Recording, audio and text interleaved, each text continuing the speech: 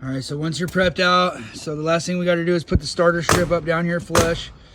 But what we did was we pulled out to our longest that we could get out of a 12-foot board, because that's what Hardy comes in, is 12 footers. That's 132 3/4. Then what I do is I count every 9 layouts until I get to the last one that I think is gonna fit a full board, right?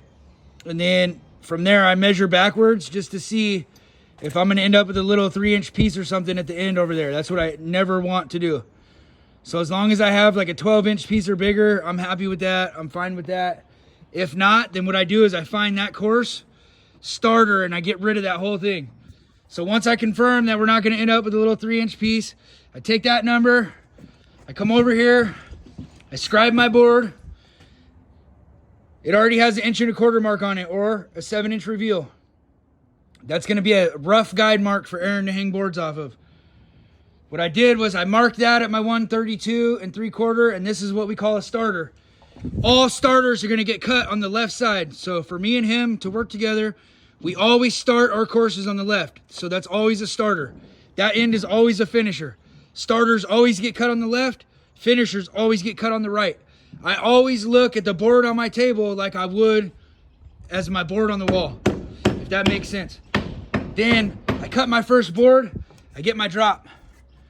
Aaron's still over there hanging trim on windows, so this is me staying busy. So from there, I got my first board marked right here, 132 3/4. I split my scrap in half. I minus 32, I minus 32. Then I go over here, I minus 16 from this number. And then 32 and 32. These are the first 3 boards I'm gonna give them. Then I'm gonna give them full boards, or what we call Foleys. Then I'm gonna give them these 3. That's gonna give me a double stagger pattern going up the wall. So that way I don't just have a fat line of seams going up.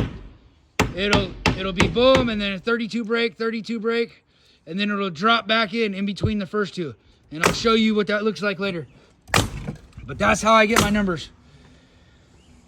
When he has downtime, he's pulling finisher numbers at the end of the wall over there. And that's how I'm gonna come over and get my own numbers from what he has written on the wall as we go. And the only time he should be giving me any other numbers than that is gonna be when we go to notch out this window right here. That's it.